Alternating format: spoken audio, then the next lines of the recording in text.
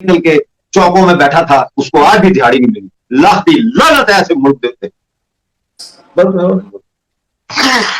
जो तमाशा आज हमारे मुल्क में लगाया गया इन मुल्क दुश्मन अनासर की जानिब से, जिस तरह एहतजाज किया गया, सड़कें बंद की गई, तमाशे लगाए गए। डॉक्टर साहब, आज का जो दिन है वो पाकिस्तान की तारीख में एक स्याह दिन के तौर पे याद रखा जाएगा। भारत की आर्मी भी इस वक्त अलर्ट होकर बैठी कि ये पता नहीं यहाँ से क्या होने वाला है इस मुल्क में। एक तो वो बात, दूसरा वो सोच में पड़ गए कि इनसे आगे फ्यूचर में भी हाथ मिलाना या नहीं मिलाना। टीटीपी एयर बेसिस पर हमला करती रही है। आज पीटीआई ने मियांवाली और कोयटा के एयर बेसिस पर हमला किया। दुनिया के हर कैपिटल में दो तस्वीरें नजर आ रही हैं कि जीएचक्यू के दरवाजे तोड़ के खवातीन भी अंदर चली गई हैं, बंदे भी चले गए, गालियां हैं और कोर कमांडर का घर जल रहा है।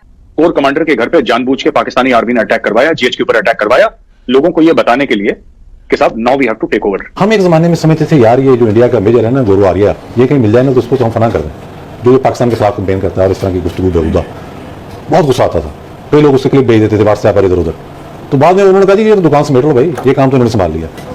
जिससे अब साफ दिखाई दे रहा है कि पाकिस्तान में इस वक्त पूरी तरह से सिविल वॉर जैसा माहौल बन गया है। तो चलिए दोस्तों इसी पर आगे पाकिस्तानी मीडिया का रिएक्शन देखते हैं। तो डॉक्टर साहब आपसे ये पूछेंगे, इमरान खान की गिरफ्तारी के बाद अब पाकिस्तान में हालात आपको किस तरह से होते दिखाई दे रहे हैं? आने वाले दिनों में क्या होगा और मुल्क के अंदर जो है सियासी पार्टी का जिस तरह से वो कहते हैं एक सैलाब आने वाला है, हर सियासी पार्टी जो है अपने अपने बयानिए रिकॉर्ड करवाएगी, अवाम और सियासतदानों की ये जंग है आपको खत्म होती दिखाई दे रही है या और मजीद आने वाले दिनों में चैलेंजेस का सामना करना पड़ेगा? नहीं, चैलेंजेस तो हैं जिनका सामना कर रहे हैं और मजीद भी करना पड़ेगा।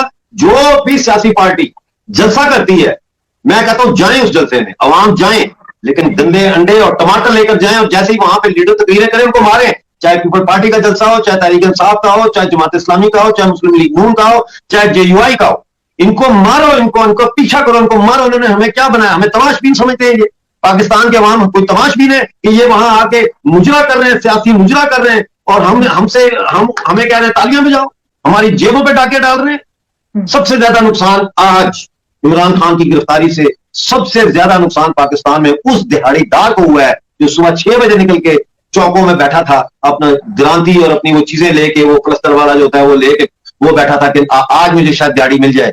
उसको आज भी दिहाड़ी नहीं मिली। लाखती लानत है ऐसे मुल्क देते।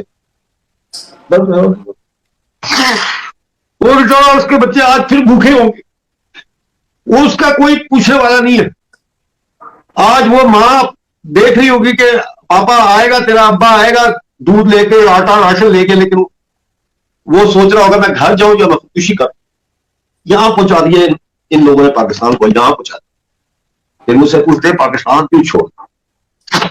I am sorry.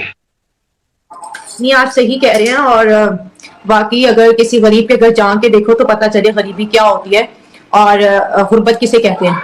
इसमें ये भी बात आती है जो हमारे ओवरसीज पाकिस्तानी हैं वो भी इस वक्त बहुत ज्यादा दुख अफसोस में है कि एक उम्मीद की शमा थी वो भी बुझा दी। उनके बारे में आप क्या कहेंगे?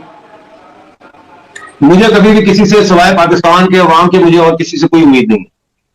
मुझे किसी से उम्मीद नहीं। पाकिस्तान के अवाम और नौजवान लड़कियां, कोई दुनिया का इंकलाब जो है वो आप पढ़ लें, उसकी शुरुआत औरतों ने की है। चाहे रशियन रेवोल्यूशन हो, चाइनीज रेवोल्यूशन हो, इरानियन रेवोल्यूशन हो, क्यूबन रेवोल्यूशन हो, कोई इंकलाब आप देख लो, फ्रेंच रेवोल्यूशन हो, वो औरतों ने शुरू किया। और औरतें ही जब पाकिस्तान में हमारी नौजवान लड़कियां निकलेंगी, कश्मीर में निकलेंगी, गिलगित बल्तिस्तान में निकलेंगी, तो हर तरफ से आजादी की वो किरणें बन के निकलेंगी।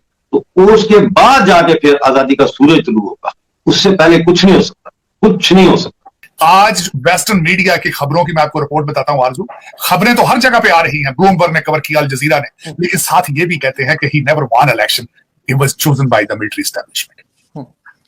तो दर हकीकत वो आपके मजीद कपड़े उतारे जा रहे हैं इंटरनेशनल मीडिया के अंदर। अब उसमें यह हुआ कि खान साहब ने अपनी इस आखिरी वारदात देखें, निकलने से पहले इस्लामाबाद वो कोर्ट में अपनी पेशी पे आ रहे थे, तो निकलने से पहले उन्होंने मैसेज रिकॉर्ड किया कि मुझे पकड़ लिया जाएगा हकीकी, और शुरू किया अय्या का नाबलू अय्या का नस्ताइन से, कि जिस तरह बहुत बड़े मजहबी पेशरवा हैं, बुजुर्ग हैं बहुत बड़े, कौम को उन्होंने नसीहतें की, उन्होंने कहा कि हकीकी आजादी के लिए मरो, जिहाद के लिए कट जाओ। ये यहां तक इस तरह का उन्होंने कहा कि जब निकले पता था उन्हें कि मैं अरेस्ट होना है, बल्कि अरेस्ट होना चाहते थे वो जो बिल्कुल तरीके से उन्होंने एक सर्विंग आर्मी ऑफिसर के ऊपर जो इल्जामात लगाए थे वो अरेस्ट होना चाहते थे।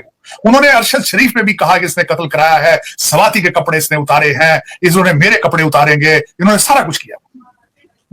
अब ये चाहते थे अरेस्ट करें, अब्बा जी अपने मेरे पास मुझे गोद उठा लें, और वो उठा लिया उन्होंने।